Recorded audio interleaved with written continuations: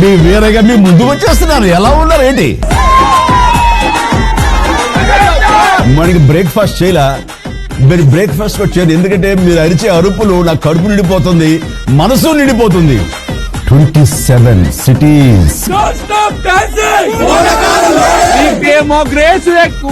మీకేమో క్రేజ్ ఎక్కువ అంతేనా? నువ్వు చూడకపోతే షర్ట్ ఇప్పేస్తా చూడు. జబ్బలకటి జారు మిఠాయా.